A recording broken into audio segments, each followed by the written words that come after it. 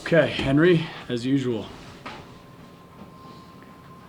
The early stages of the game, the team was sluggish, Yeah. uninspired. I agree. The later, early second half was a whole different deal. Yeah. Can you tell us why they look so sluggish? I think the obvious reasons that anybody would talk about are why someone would be sluggish or not sluggish. Somewhere in that, and what the percentage of all that is, I don't know. A kid made a lot of threes in the first half and didn't make very many in the second half. And sometimes when guys are making shots on the other end, especially the ones he was making, it deflates you a little bit. And I thought in the second half, obviously those shots weren't going in, and I thought it maybe deflated them a little bit and maybe made us seem a little bit more encouraged. Aside from that, there's obviously a lot of, I think, traditional factors that we all know about. Game before Christmas, as Jeff's alluded to, or record, or whatever it might happen to be. But I do think that the kid shooting the ball the way he did in the first half impacted our half. And I think in the second half, him not making it, everyone's like, oh, what'd you say at halftime? I really didn't say anything at halftime. The kid just didn't make as many shots in the second half. From what we already know, did that impact the sluggishness? Again, like there's probably a litany of things that go into what happened today. What the percentages of all of them are, I can't say. It's each individual kid, how it impacts them, how it impacts the group, me, the staff, whoever. Fortunately, we were able to come away with the win, and that's all we've really talked about in the last 24 hours. It's all we talked about at halftime. We got to get everything aside. We got to go win a basketball game. And I thought we responded in the second half. Not the first 3 minutes of the second half, but I thought after that, we kind of settled in and did what we needed to do. We watched a lot of clips of before the game. We showed Dayton and we showed Houston, and I showed them how Dayton played against them, which was a relatively uninspired game, and it's why the game was very similar to this, and Dayton's a top 25 team. And I showed them Houston, who won by a pretty sizable advantage, and you could just see the energy levels. And I came in at halftime and said that was Dayton. We need to be more Houston here. So hopefully that had something to do with it, just kind of getting re-engaged or engaged for the first time, I should say, in the second half. So I will start with the on-court stuff. Obviously, we have some questions that we'll have to address, or you can address. Yep. The two guys that filled in for your missing starters Yep. tonight, Corey Manigault, Zane Martin, both 21 and 19, 6 assists for Zane. Can you speak to how those two guys inserted into the starting lineup for the first time this year performed for you? Yeah, I think they consider themselves starters probably in their own mind, and I think in a lot of other years and teams, they are starters. We just happen to be a deep basketball team with a lot of good players, and those guys were able to step in and do some good things. They're older, they're experienced. Corey's obviously been here now going on 2 years, and I'm happy that both of them did what they needed to do, especially on the offensive end. Monte got sent up to break with 2 minutes in the first half. Is this just a cooling off period? Yeah, I'm learning how to coach him. He's an emotional young man. It's my second game with him. It's our first week of practice together.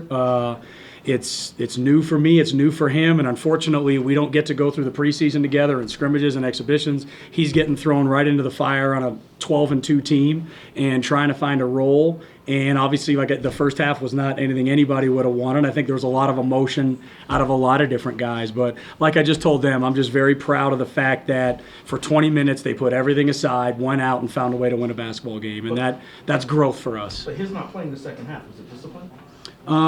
It was me still learning how to figure out how to coach Monte. Coach, the openness in the lane for various reasons seemed to kind of lend itself to Vance's game and the way he played at the end of last season.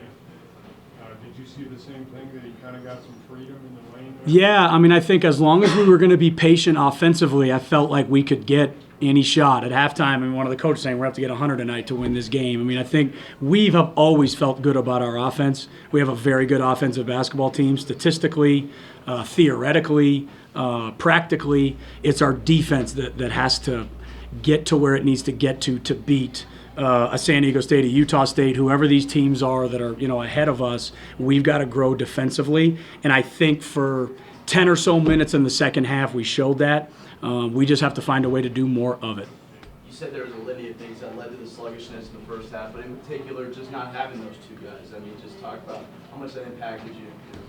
It's very recent. It's very new. It isn't something we've really talked a ton about, especially basketball wise. We really just got ready for the game, and the goal is to go out and win the basketball game. So there really wasn't a ton that went into it. There just hasn't been enough time.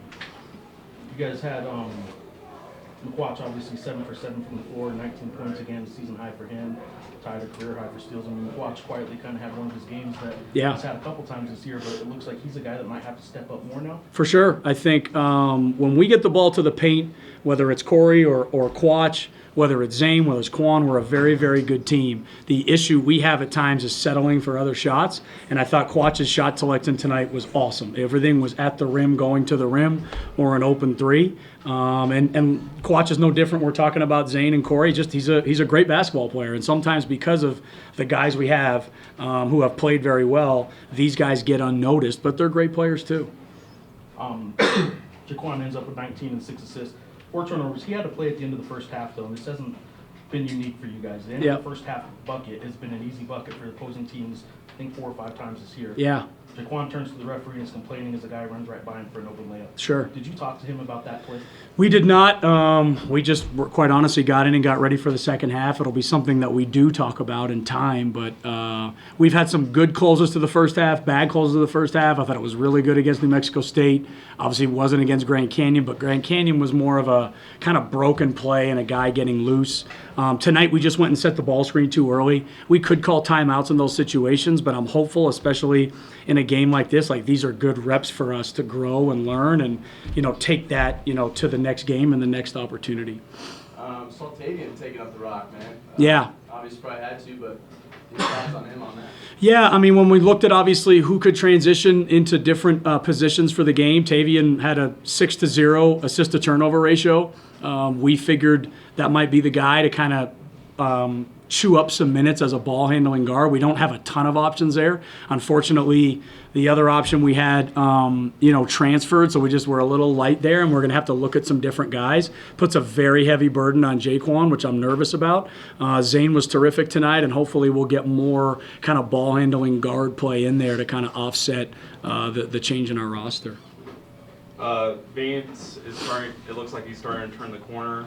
Can you talk about how and the adjustments he has made to get back on solid ground? Yeah, I think the last 2 games has been the most he's tried to score around the paint all year long. I think he's been gone down there. He's been physical. He's used his body. He's gotten to the free throw line. We met a couple, might even been yesterday, the day before, and that's really the biggest difference between, I think, last year and this year. Last year there was many more free throw attempts, many more rebounds, and many more paint touches, and I think this year he's settled too much for perimeter play, and doesn't mean he can't play in the perimeter, but let's play inside out and allow your game, get to the free throw line, do different things, and hopefully that'll open some things up for him. Last 2, Ron and Jeff.